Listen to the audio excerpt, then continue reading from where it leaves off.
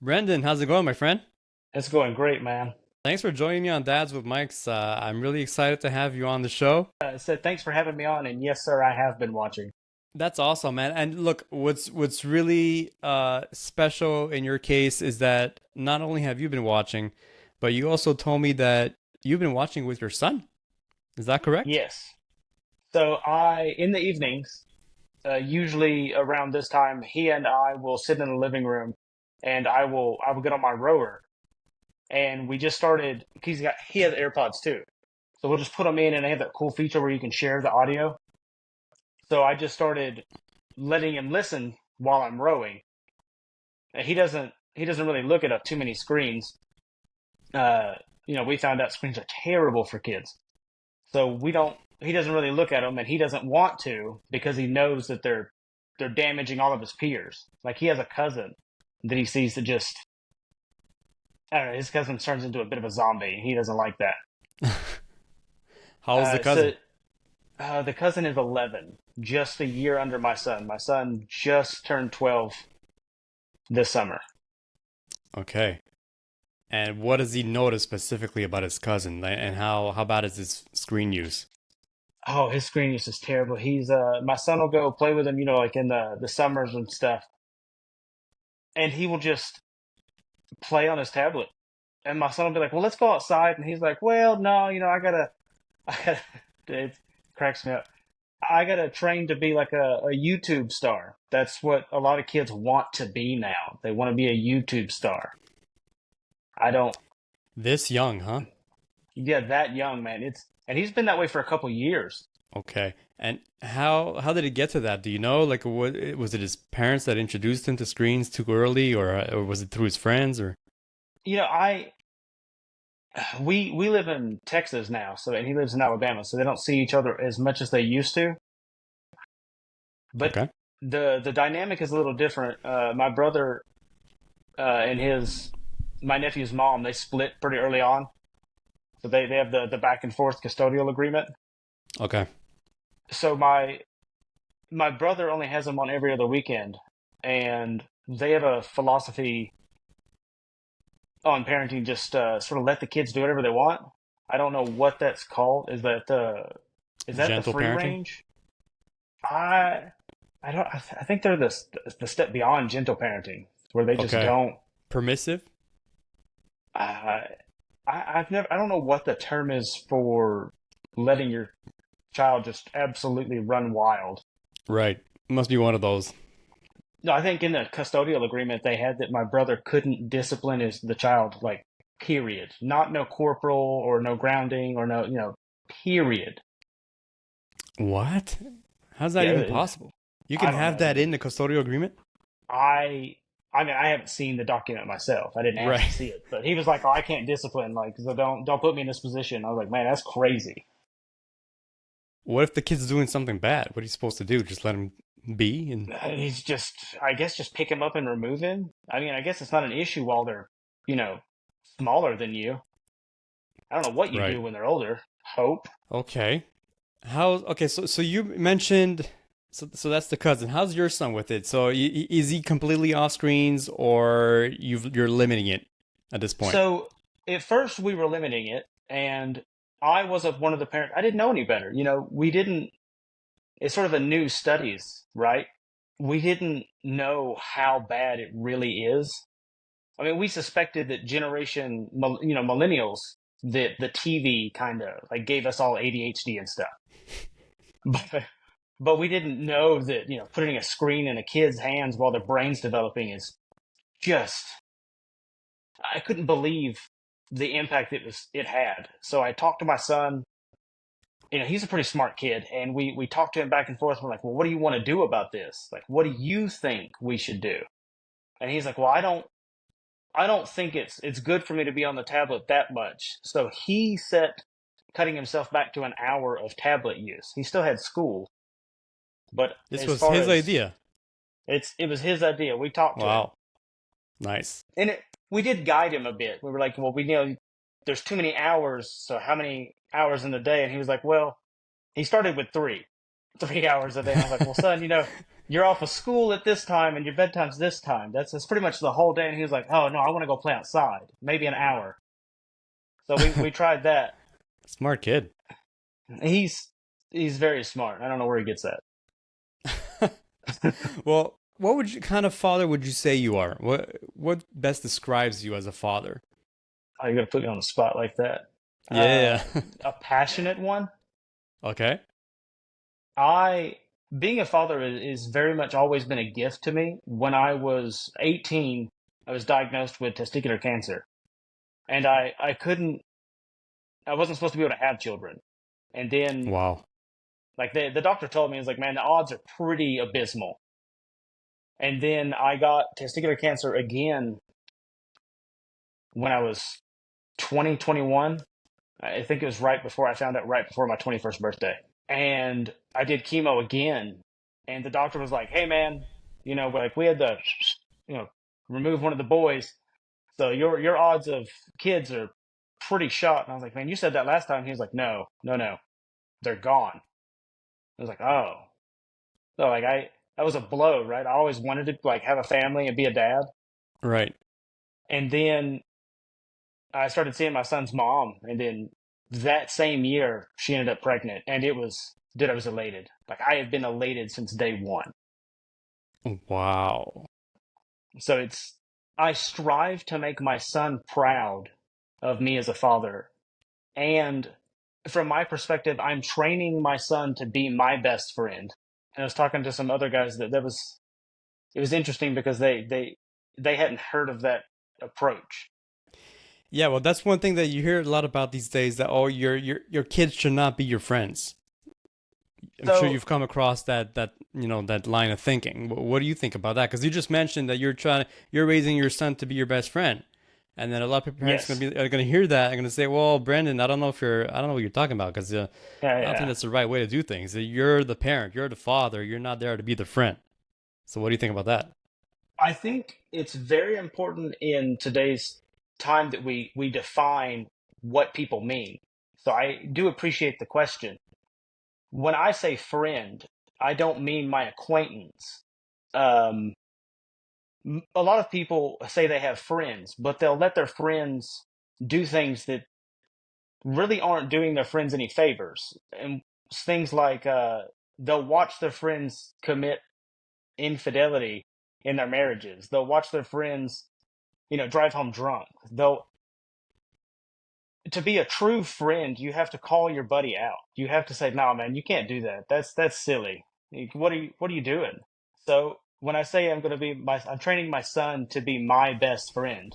I'm training him to understand I'm gonna call him out like I would my best friend, and I Right. expect him to call me out. And that has been one of the most interesting parts of the dynamic. Does he call you out? Oh, dude, he's all about it. Give me an example. We found a set of books last year, and I've been slowly republishing them. Like I have to. They're 100 years old, so I have to change how it's worded because the way that they spoke 100 years ago and the way we speak now is very different. They were Yeah. very intentional about the way they spoke. Dude, some of the words are just awesome. It's a shame we don't use them. He and I were at an sort of an impasse. He was hitting that preteen spot where he's starting to develop his individuality, and I was until this point, I was I was pretty militant with my parenting style, if that makes sense. Like it's my way or the highway. I don't want to hear any buts or bats about it. Okay. Pretty authoritative. Yes, 100%. I'm not. I was proud of it then. I'm not. I can recognize that I did it, and Okay. I'm fortunate because we stumbled across these parenting books from back then. Like the first book is called Fathering the Boy. It was after World War One. These group of people got together and they were terrified. I'm gonna try to run it down as fast as I can for you. Sure. They were very concerned about what society is going to look like after World War One because the world had never lost that many good men, and they didn't know how uncles and grandparents and the state was going to raise the kids to be that good because they believed that they should be raised in the home by the parent. Because who's gonna care about your child's well-being more than you, the parent, in every Yeah. facet of their life? So I stumbled upon these books and I started working on them. And my son and I, like you said, like I he and I've always read together. I'm Okay. reading these books and I noticed that he's enjoying it just as much as I am. And that got me pumped. And about a month into reading the first book, I was like, "Do you want to try this? This parenting style, this stuff?" And he's like, "Yeah," because he and I we were butting heads real hard. He started to get super disrespectful to my wife, who's been his mom since he was 3. So and that was just, it was a point of friction I didn't know how to deal with because I was the militant parent and what I said went and it wasn't working. It's like, what do I do here? I stumbled upon the books, and we call them FSL, short for Father and Son Library. So when my son calls me out, because we decided together to approach it this way, he'll say, "Oh, well, Papa, FSL says," and he'll hit me with it, and I'm like, you know, you're right. He It throws it does back say at you. that. Yeah, he does. I mean, I get to do it to him too, but the way Sure. he does it is just with that little 12-year-old's grin on his face, like, "I caught Yeah. you." It's so important to me in those moments to stick to it more because it taught me that they're watching us all the time. Not just in the moments we're intentional about parenting, but they're watching us constantly. You have to set the example, right? When you're breathing, you're setting the example. When you're sleeping, you're setting the example. And it's horrible. It's hard. It's difficult. It's hard to keep up with. Yes, it is. And just to give you the harshest example, the hardest one for me, I joined the Navy. I grew up around sailors. I worked blue collar. I All of these environments where profanity was just part of it. I didn't realize until I got that book, and it talked about profanity is just lazy speech. And we had done Okay. everything in the books up until I saw that point. And I was like, well, I'm not going to do this. And I saw him, I saw a part of him. He was upset with me. He didn't say anything, but he's learning from me. And I was like, I don't want to do that. That's ridiculous. I don't want to change the way I talk just because some 100-year-old book told me to. But he was so upset that it gave me pause. And I thought about it for a couple of days. And I went to him and I said, that was wrong of me.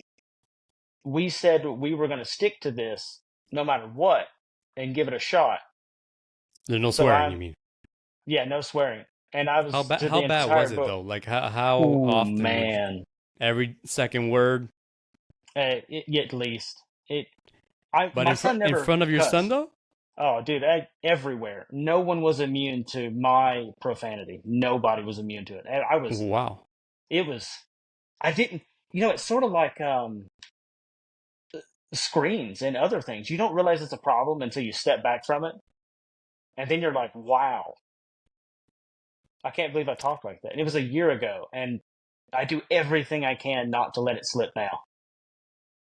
Okay, so hold on a second. You became aware of this about a year ago, and now Yes, you're saying you don't do it at all anymore?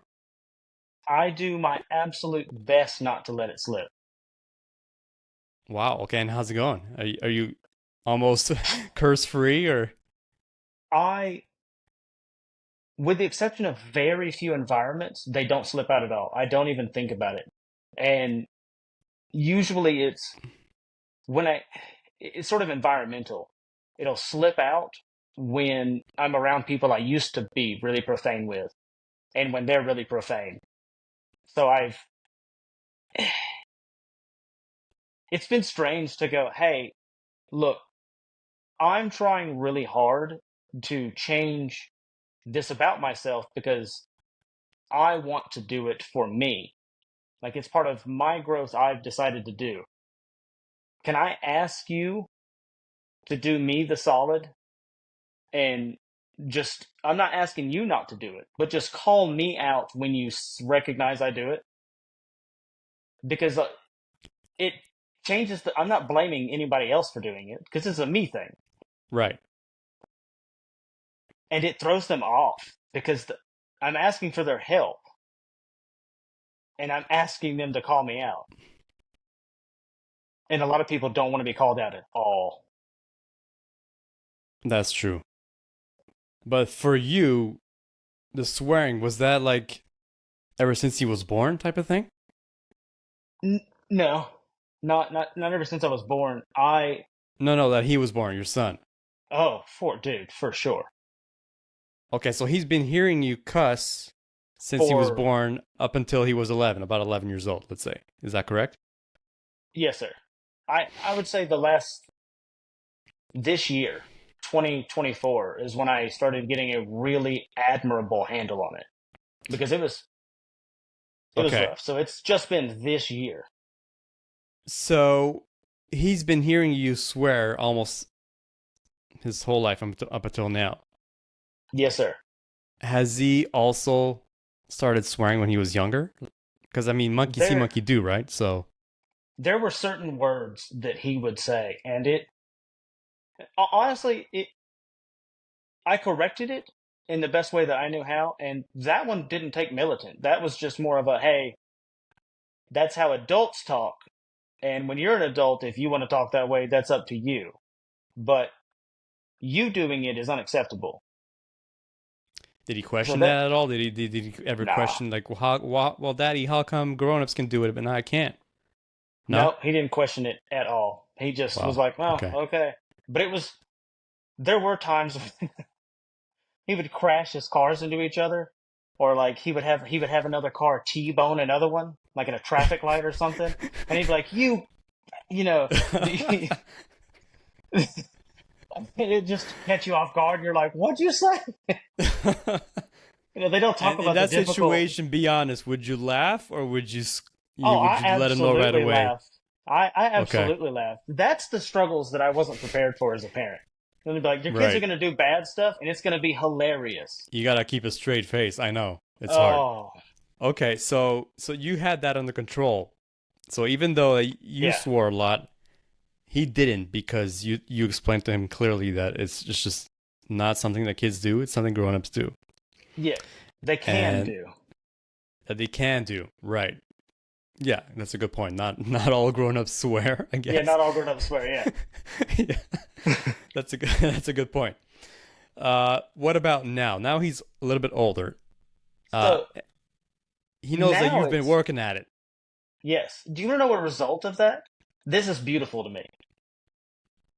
Yeah. We moved recently this year from Alabama to Texas.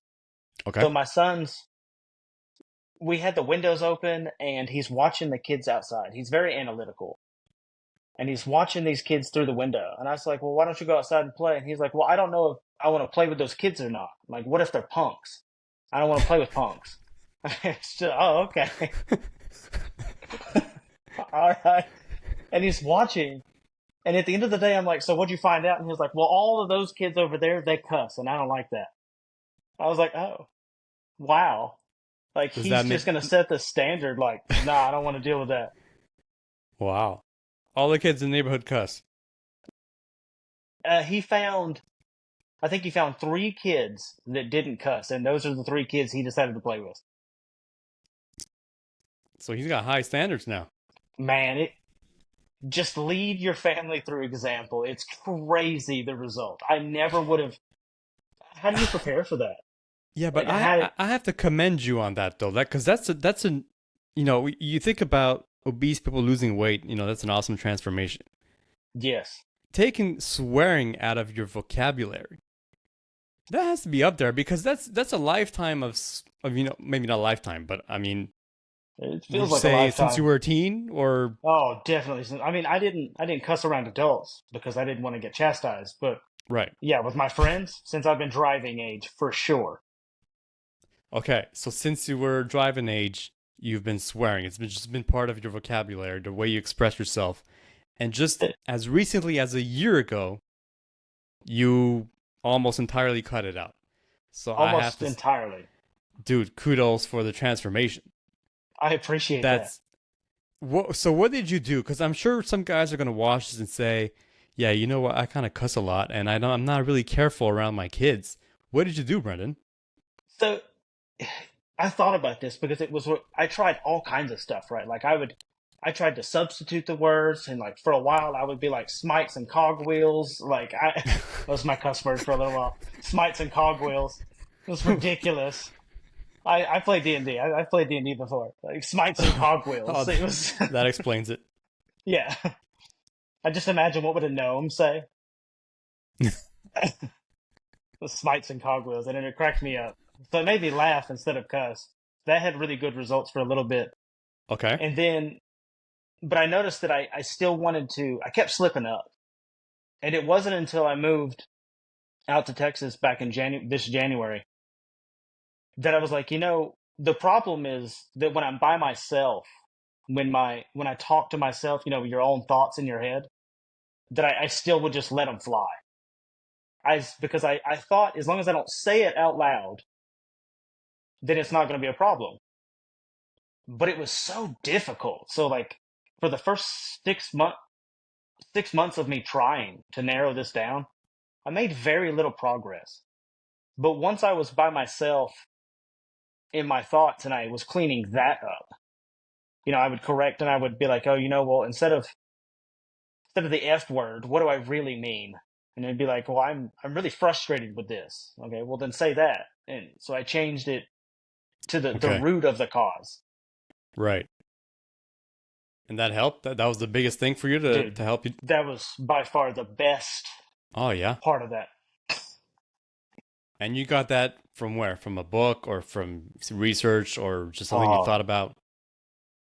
it's it's a book that I read when I was my son's age, and it's had a huge impact on me. And I've got him to read it now, and that's been incredibly rewarding. 12 is a great age to read it, and the parents Really? should read it with the kids. It's oh, I cannot remember the author's name. It's What to Say When You Talk to Yourself. What to say when you talk to yourself? Okay. Yeah, it's pretty straightforward. What to say when you talk to yourself, and it Okay. and I was just talking to myself. I recognized that at some point, and it was like, oh, so let's clean this language up. They have a metaphor in it where like your old thoughts are sort of like you bought a bunch of new furniture, and because your old furniture is gross and it's in your mind's apartment, your mind palace. So you got to throw Okay. all the old furniture away and replace it with new furniture. So it's sort of it. I had to clear out the mind and Yeah. just take all the trash and throw it out. That's interesting. And the fact that, again, I'm just amazed by the fact that you could change that within a year. I That doesn't seem like such a long time. it When I said it to my wife, I was like, I'm doing pretty good. I've cleaned up a lot. And she was like, yeah, you have. And in just a year. And I was like, whoa, really? I Did was like, she that's ever call you incredible. out on it? Uh, How did she feel about the no. cussing? Or is it something that she also did? Like if it's something that's just in the family, then It was, then you got me in a corner. Mm, she didn't see that it was a big deal for her. oh, So okay. she didn't try. So it, She never mentioned anything at all because from what you're describing, Brendan, it seems like you were swearing a lot. It was just part of your oh, thing, the way you spoke. You've done an amazing transformation in cutting it out, but it does seem like from what you told me that it was just part of your daily form of expression. She yes. never once said anything along the lines of, Brendan, is that really necessary right now for you to say the F word? Did he really call for it? Yeah, she did when we first started dating, a Okay. while back. But In front of the kid though. well, she's my son's stepmom, so she she was in that state of mind that, because until we got married, we didn't get married for like a few years into dating Okay. because we'd both been divorced and we didn't want to go through that again. So we both had tests for one another to go through before we decided to get married. Sure, I get that. Okay. So those tests took a couple years, and clearly we Okay. did great. We did fine. And during that time, she had the mentality, well, it's not my son, and if this relationship were to suddenly end, I'm not going to have her. She recognized from her perspective that her authority meant nothing. So there was no point in her arguing with me about it Okay. because if I wanted to cuss and I said it was okay, then that was just how it was going to Who is be. she to say since she's not the biological mother? Is that That was the mentality, yeah. okay? And I'm not saying that that was correct, but I'm also not saying that it's incorrect because I've had to challenge a lot of my own perspectives on things since reading and doing this book. Okay. Now, is that something that you and your wife spoke about in the early stages of the relationship that she wasn't gonna so really intervene in terms of disciplining or because that's a tough thing for kids to go through as well, right? Having another woman come Hmm. into their lives. And I'm sure you did a good job at explaining it to your son. But how do you address that with your son? But while we're talking about it, if you will, I how do you address that with your son? The fact that you're remarrying. so his mom and I separated when he was 1 year old, and then the divorce Okay. finalized when he was two. So he Okay. never really knew us together. Okay. And my wife and I met when he was three. So she's kind of always been there for as long as he can remember. But early Oh on, yeah. it was. I always had the mentality that if your child asks questions, you should answer them, Sure. unless it's he has asked some questions before where I was like, "Hey, look, would you want me to answer a question that I knew you couldn't understand?" But he would say no. Like, well, then for this particular topic, when you're an adult, if it's still important to you, come talk to me again and we'll absolutely discuss it. But right now, those questions, a lot of those have to do with why his mom and I separated. And it's like, well, I can't get into that with you right now. And he accepted it. He let it go. I, yeah, he did, but I don't know that it's, at the time I thought that he did just let it go. And I thought that was just fortunate in that. Like, okay, cool. He didn't ask any questions about this. This is great. But since changing my parenting philosophy and like my son and I respecting each other more and just developing a real camaraderie, I don't know if that's a word. Com- Camaraderie. I said camaraderie, but I don't. Yeah, But not we sure. have a real bond now. All right. Like we're buddies, and we didn't have that before. Okay. But I can recognize now that I do wonder. I missed a great plug there for a pun. I do ponder whether or not he he just let it go because my word was law at the time. Like, how are you gonna argue with someone that just tells you it's their way or the highway?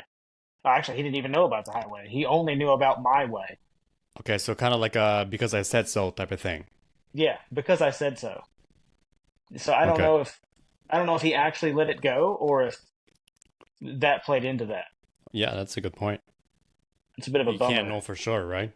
Yeah, yeah, that's a bit of a bummer. You can't know for sure. Brenda, let's get back a little bit to the way you are as a parent now, because you mentioned the swearing. Okay, you got that down.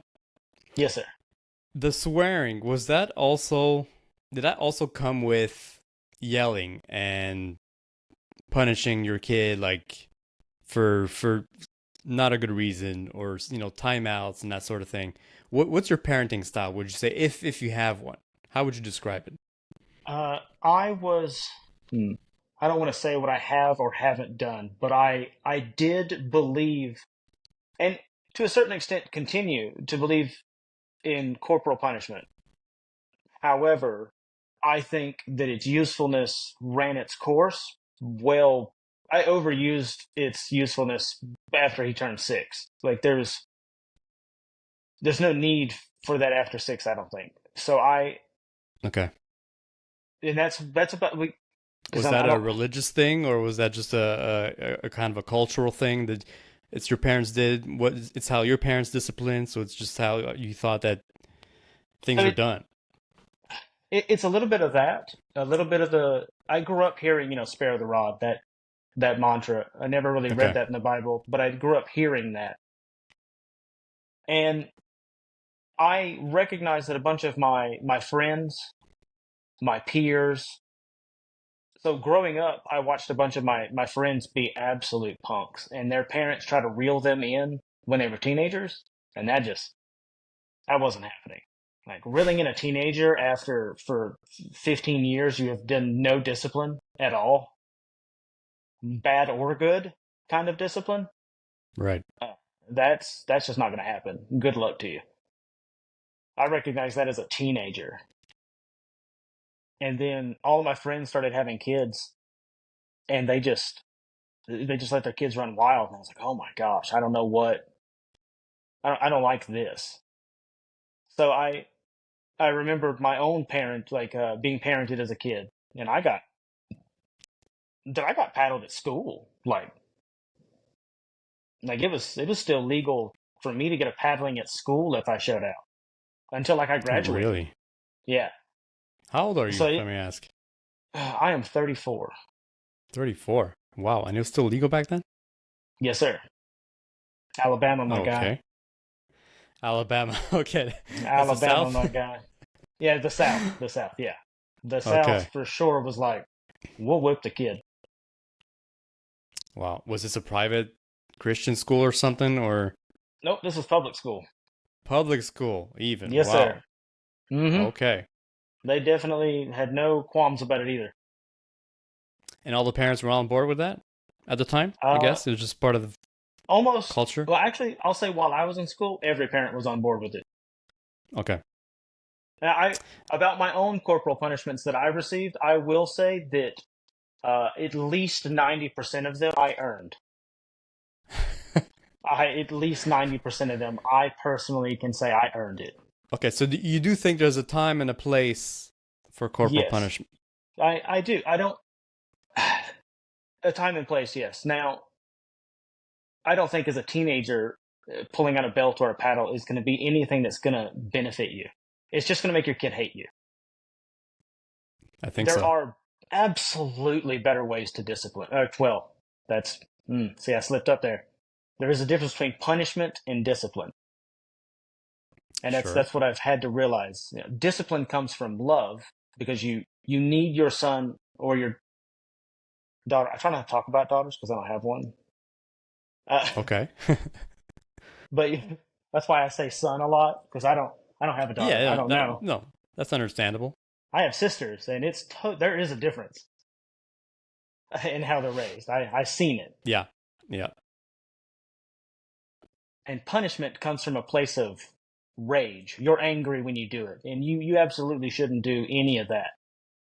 And that's You shouldn't do anything when you're angry, no, you basically. shouldn't do no form of behavioral correction should you do while angry at all, just bar none.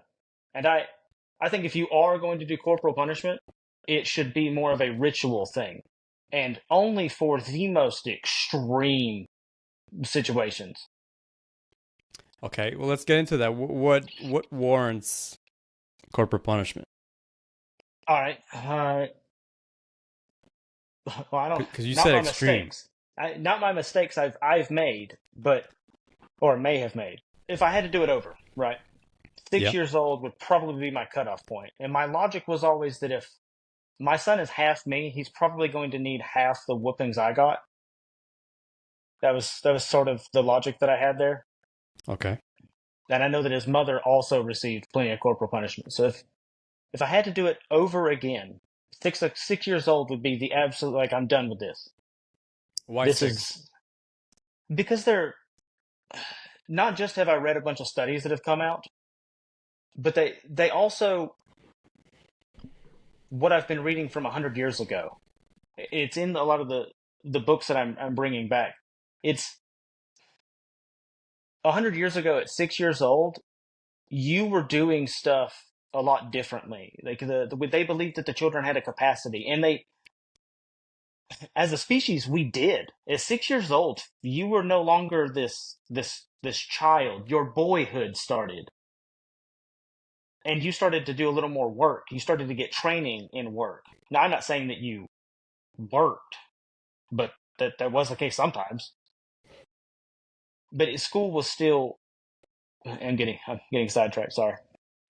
That's okay. They 100 years ago, 6 years old was a different milestone than it is today.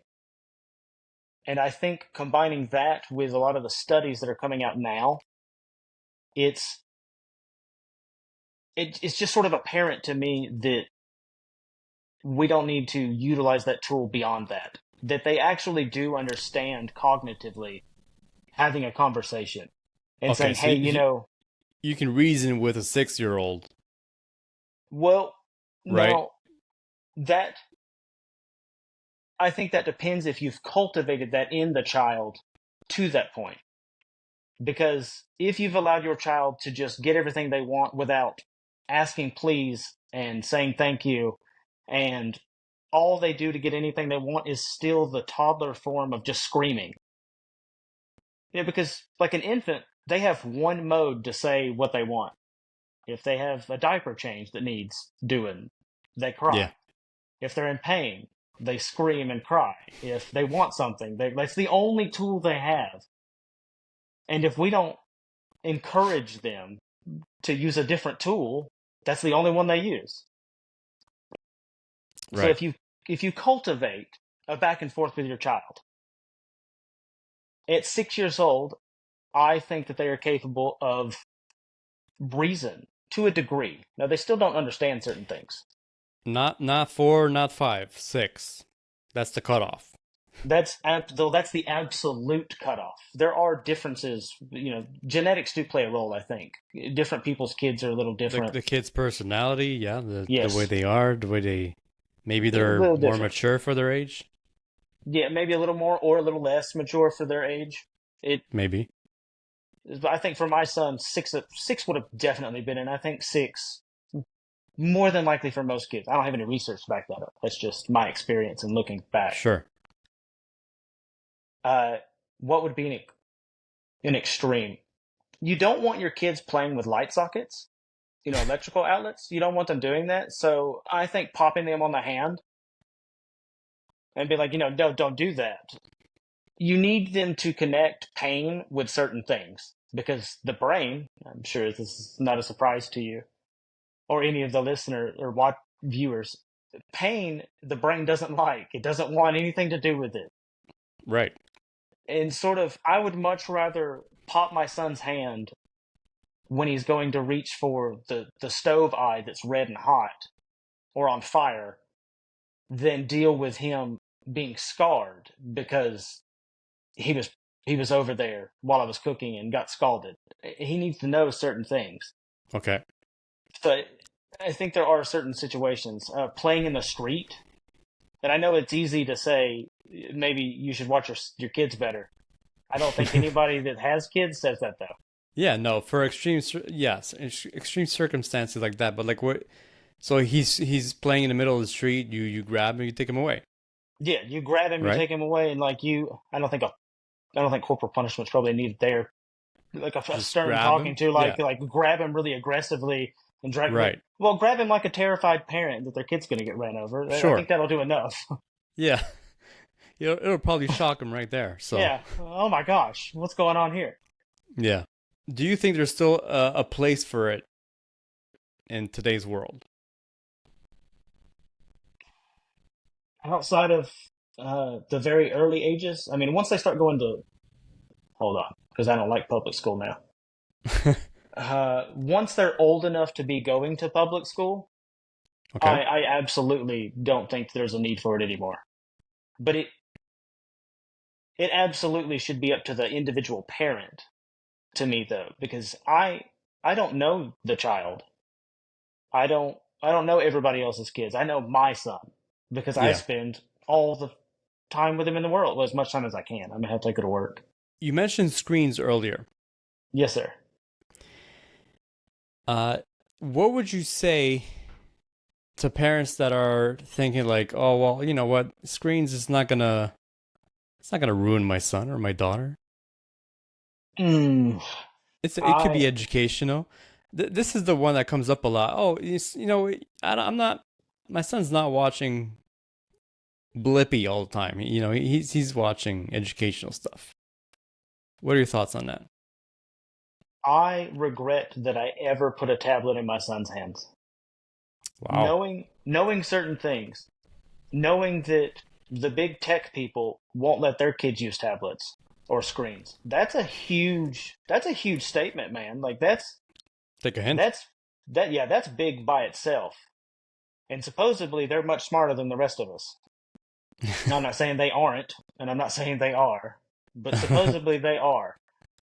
That's not nothing. Yeah, I don't think you can just dismiss that.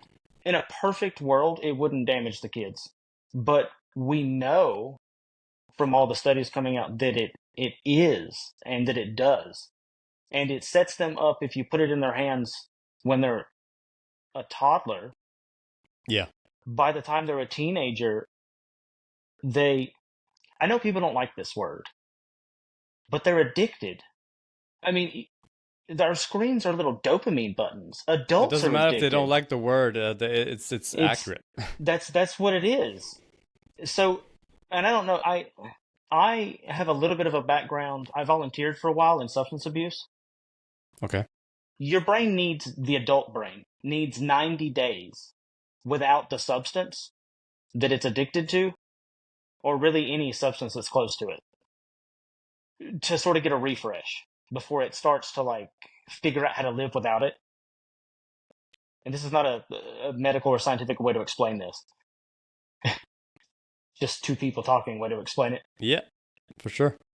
The brain needs 90 days to do a purge before you can expect an adult that comprehends discipline to be able to start to develop the willpower necessary to like fortify itself against using the substance and go through the different courses that they have out there.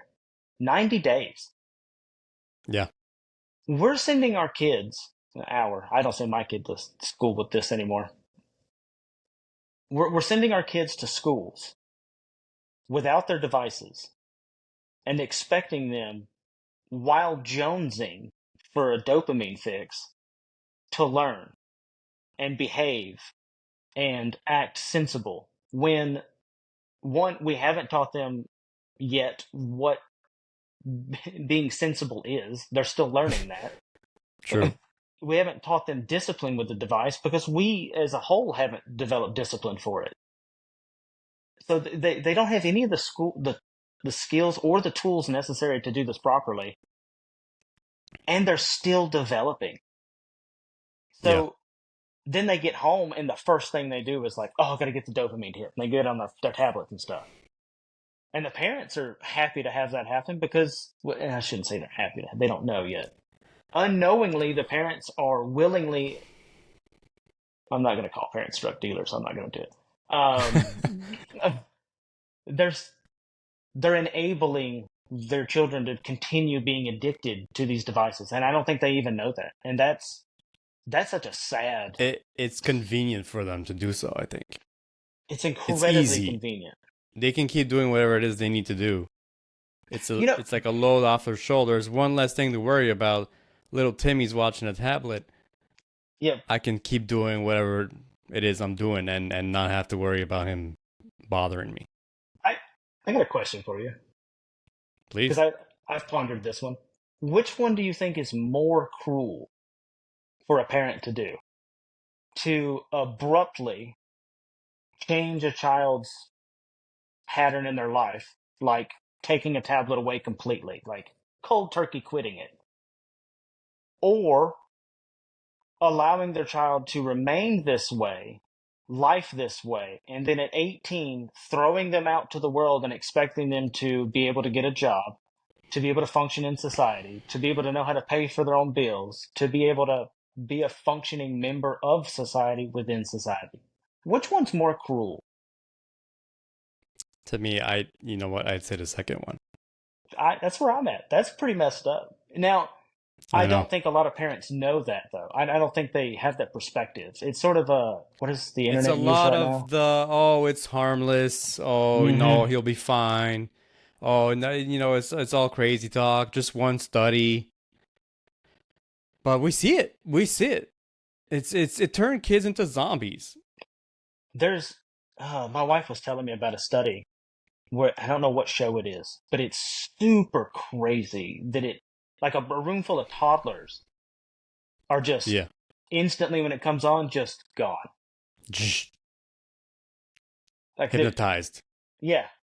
It's like With the that's, bright colors and the fast movements hmm and the nonstop action. Yeah, it's it's, overload. it's too much. And the brain was not designed for that to be its, Especially not a child's brain. no, it's developing. That's crazy. Yeah. Brendan, you mentioned that your son listens to the podcast with you. Yes. Will he be, I'm assuming he'll be listening to this one when it comes out? Yes. Give him a message. If you can give him a message, he's listening right now. Okay. He's listening in. What would you like to tell him right here, right now? Bubba, I am proud of you, and I appreciate you holding me accountable for the standard we set for one another. Beautiful. That's it, yeah. Love it. Brendan, one more thing before I let you go.